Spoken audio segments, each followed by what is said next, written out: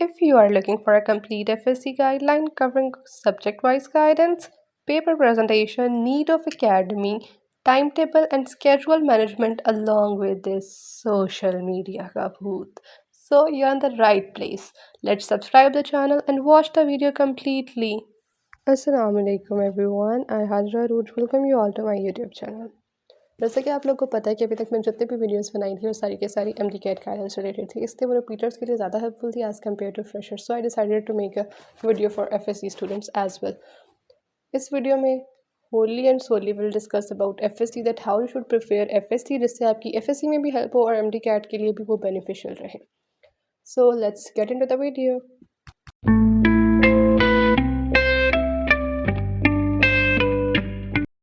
In the first part of this video, I'll answer some frequently asked questions so that if you are looking for these, you should get your answer. First question, and the most repeatedly asked question, is that either you need to join an academy or not. So let me answer it. Academy is a place which doesn't guarantee you your success. Academy जाके आपको कोई certificate नहीं मिलता कि आपकी कामयाबी यकीनी है और अब आप जो है कामयाब होंगे. लेकिन होता क्या है, एकेडमी जाके कुछ टीचर्स मिलते हैं आपको जो आपको रोड मैप दिखाते हैं आपकी डेस्टिनेशन तक पहुंचने के लिए. But it is you who have to decide कि आपने उस रोड मैप को फॉलो करना है या नहीं करना. अगर तो वो रोड मैप आपको कॉलेज में मिल रहा है तो आपको एकेडमी जाने की ज़रूरत नहीं होती. कौन सी 3 चीज़ें जो आपने डिसाइड करनी है before taking this decision that whether you need to join an academy और नॉट. पहली बात है प्रैक्टिस. इफ़ यू थिंक कि आपके कॉलेज में इतनी सफिशेंट प्रैक्टिस नहीं हो रही, इतने ज़्यादा रैपिडली टेस्ट नहीं होते, और कुछ बच्चे होते हैं जिनको आदत होती है कि उनके चैप्टर वाइज टेस्ट होते हैं तो चैप्टर अच्छे से प्रिपेयर करते हैं, और अगर चैप्टर वाइज टेस्ट ना हो तो उन्हें ज़रूरत होती है कि ठीक है वो अकेडमी जाएँ, उसको प्रैक्टिस करें. बिकॉज पेपर को सिर्फ याद करके आप अच्छे मार्क्स नहीं ले सकते. You need to practice it. आप उसकी जो अटेम्पटेशन है, उसकी प्रेजेंटेशन है, वो जब तक आप एक्सपीरियंस ना करें, बार बार उस फेस से ना गुजरे, आपकी राइटिंग स्पीड, आपका स्टाइल, सब कुछ एडजस्ट नहीं होता. You need to practice. इसलिए अगर आपकी प्रैक्टिस सफिशिएंट है तो ठीक है, फर्स्ट पॉइंट तो रूल आउट हो जाता है. Second thing is faculty. If you think कि आपके कॉलेज में टेस्ट भी हो रहे हैं बट जो फैकल्टी है वो इतनी ज़्यादा एक्सपीरियंस नहीं है, या कुछ लोग होते हैं जो एक्सपीरियंस नहीं होते but still they are like much more intelligent माशाल्लाह, कि they can adjust with everything, और वो आपका सब कुछ टीचर्स मैनेज कर सक रहे होते हैं. ऐसे बहुत सारे टीचर्स होते हैं, मैंने खुद भी देखे. सो अगर आपको लगता है कि आपकी फैकल्टी बेशक एक्सपीरियंस नहीं है बट इतनी कैपेबल है कि वो आपको अच्छी तैयारी करवा रही है एंड यू हैव ट्रस्ट कि ठीक है वो करवा लेंगे, तो it's okay. But if you think कि आपकी फ़ैकल्टी में कहीं ना कहीं हो सकता है सिर्फ एक दो टीचर्स हों जिनकी वजह से आपको ज़रूरत पड़ रही हो, लेकिन अगर आप कहीं भी ये एहसास हो कि ठीक है आपकी कोई शॉर्ट कमिंग रह रही है at the end of school teachers या कॉलेज टीचर्स, तो आप क्या करें कि आप फिर अकेडमी के लिए चले जाए, because risking your future is not a better option for you. Third thing is time synchronisation.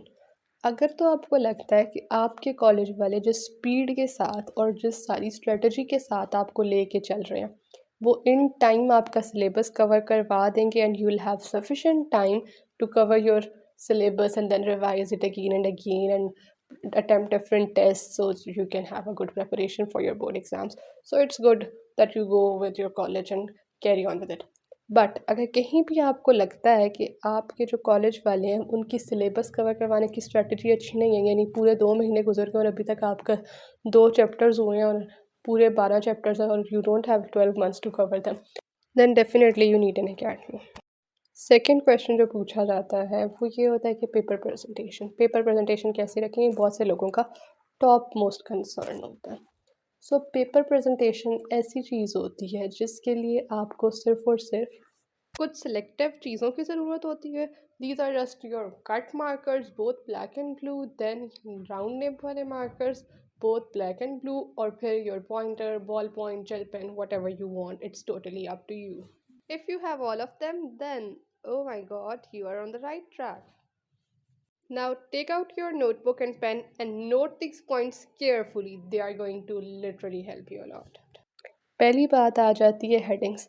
इतनी ज़्यादा हेडिंग्स बनाएं जितनी ज़्यादा आप बना सकते हैं. अगर आपको लगता है ना कि बुक की 5 लाइन्स हैं, सो उसकी 5 हेडिंग्स बना दें. If you talk about me, तो अभी तक मुझे याद है कि जितने भी मेरे बायो की टॉपिक्स थे ना, इवन आपको मैं अपनी बुक की पिक्चर भी एक दिखा सकती हूँ. वहाँ पे मैंने जो भी टॉपिक पढ़ा था ना उसके साइड पे जिधर भी जगह खाली होती थी वहाँ पे मैं ये लिखती थी कि ठीक है इस पूरे पैराग्राफ के अंदर कितने पॉइंट्स हैं, और वो पॉइंट्स के लिहाज से मुझे याद रहता था कि ठीक है इस पैराग्राफ में 5 पॉइंट्स हैं, इस डायग्राम की 15 लेबलिंग्स हैं, इसके इतना है। तो इस तरह करके आपको चीज़ों को मेमोराइज़ करने के लिए अगर पॉइंट्स बना लें तो याद रह जाती हैं, और हर एक पॉइंट को एक हेडिंग दे दें, सो ईज़ी।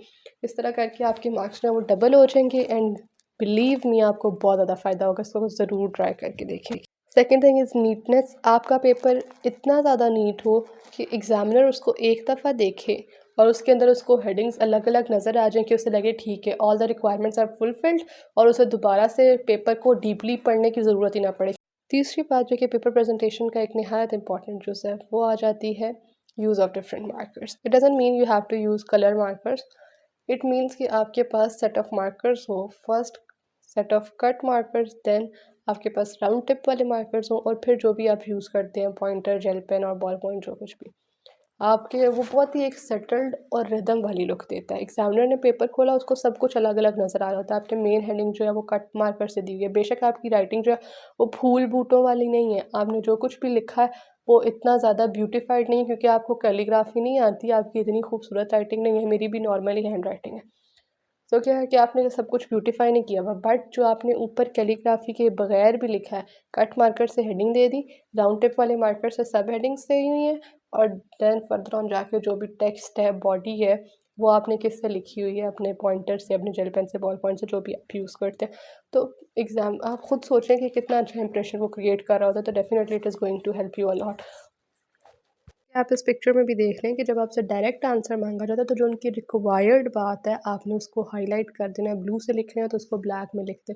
सो क्या होगा कि एग्जामिनर को बस फर्स्ट ग्लिम्स में ही उसको नज़र आ जाएगा कि ठीक है ये आंसर लिखा हुआ है, इट्स डन। फिर एक बात पूछी जाती है कि आपकी लेंथ कितनी हो, आपके पेपर के अंदर कितनी लेंथ में आपने लिखना है।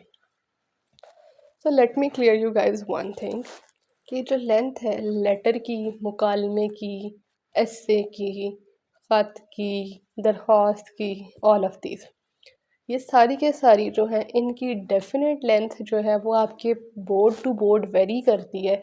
आप अपने सेलेक्टिव जो भी टीचर्स हैं उनसे पूछ सकते हैं, एंड इवन अगर मैं आपको अपने बारे में एक आइडिया देना चाहूँ, सो आई शेयर इट, जो कि मुझे मेरे टीचर्स ने बताई थी, वो भी आप देख सकते हैं।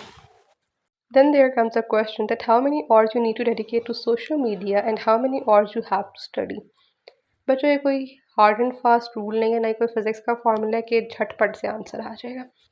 आपने क्या करना है, आपने स्मॉल स्मॉल गोल्स सेट करने, and then you have to cherish them with the celebration of whatever hobby you desire for whatever activity you feel like here in. आपने क्या करना है, 2-4 कुछ भी गोल्स रखने हैं कि अगर मैंने एमओटी पढ़ ली, मैंने बर्नौलीज़ इक्वेशन पढ़ ली, मैंने वेस्पर कर ली, या मैंने ये वाले 2-4 फाइलम्स कर लिए, उसके बाद मैं ये करूँगा, उसके बाद मैं 5 मिनट फेसबुक चलाऊँगा, उसके बाद मैं 15 मिनट फेसबुक चलाऊँगा, उसके बाद मैंने 10 मिनट व्हाट्सएप यूज़ करना है, या उसके बाद जाके मुझे चॉकलेट खानी है, उसके बाद मैं क्रिकेट खेलूँगा, बुक पढ़ूँगा, या वट एवर एक्टिविटी जो भी आपको अच्छी लगती है वो सेट कर लें। तो इस तरह करके आपका काम भी जल्दी हो जाएगा और जो कुछ आप करना चाहते हैं वो भी आप कर लेंगे। It is really an awesome hack to dodge yourself. अभी नॉर्मल डेज़ में, जैसे कि अभी आप लोग के नॉर्मल डेज़ चल रहे हैं, जिनके सेंड-अप्स हो रहे हैं वो तो सेंड-अप्स में नहीं मैनेज कर सकते, बट नॉर्मल डेज़ में ये होता है कि you can manage up to 1 hour, और even in some days you can manage up to 1 hour 30 minutes तक। सो इट्स ओके अगर आप इतना सोशल मीडिया यूज़ कर रहे हैं, डजंट मीन कि you have to cut off from social media and be a book worm all the day. It is not possible, ऐसा नहीं हो सकता। अगर आपकी जो कोई भी हॉबी है, even it's if not social media, it's cricket or playing or reading books, whatever it is, you have to give some time to it. It will be worth it, क्योंकि जब आप अपनी किसी भी हॉबी को time देते हैं so your mind gets relaxed and its activity is almost double. जो भी आप काम कर रहे होते हैं वो आपका अच्छा होता है, इन टाइम होता है, और आप उसके अंदर बोर नहीं होते, you feel like you're in it. So आपने क्या करना है, you have to spend some time on whatever hobby you are used to. सबसे बड़ा question, how to manage anxiety. Anxiety is quite natural even in your FSC days and in your MD-CAT days. जब भी आप पढ़ने बैठते हैं तो ये सबसे बड़ा भूत होता है जो आपके पीछे पीछे फिर रहा होता है।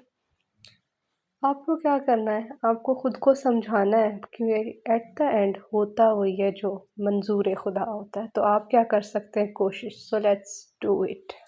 Last question for today is कि which ebooks you have to follow.